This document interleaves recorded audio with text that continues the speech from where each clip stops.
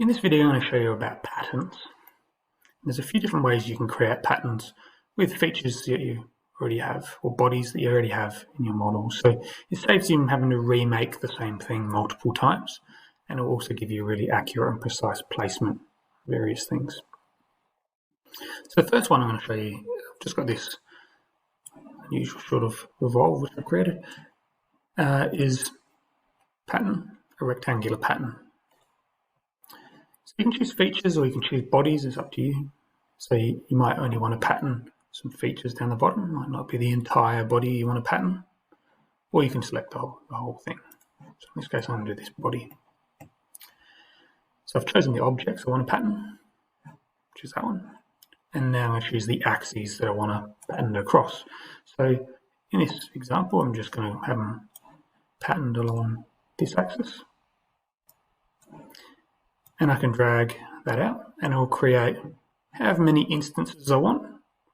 And you can choose whether you do it over, you want to put in a value for the extent, so the total distance that it's patterned across, or whether it's how far apart they are. You can choose which one you want to use. So I might choose this. Now, it's one of those things, if you put in 5,000, it will try and create 5,000 of them.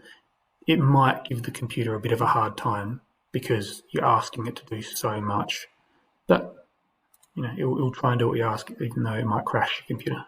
You can also pattern in two different directions at once.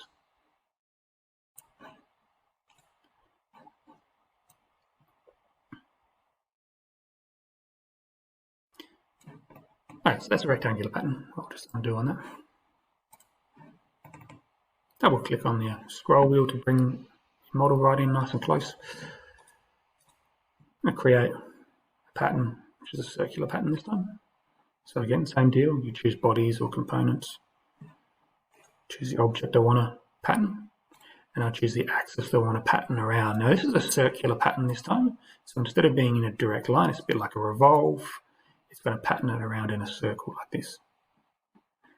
Again, I've got the options here of these original axes from the origin, but you could create your own line and spin your shape around a different point. So if I undo on that, I could create my own axis down here, just a single line. And then when I do my create pattern, circular pattern, choose this as my axis. Obviously, because the axis is further away, all the parts are going to be further away from each other.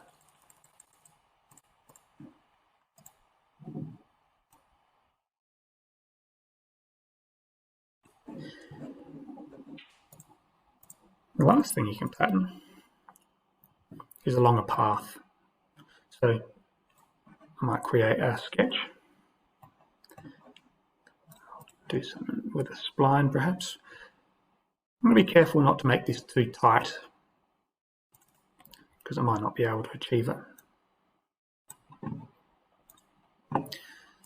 So we can pattern along a path as well. So I want this to be patterned along this sketch. So pattern on a path. That's the body I want to pattern. That's the path I want it to follow.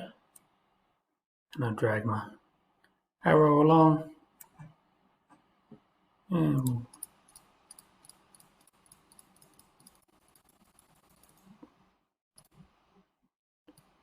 see that follows that shape. Neat way of recreating the same object multiple times in a really precise manner.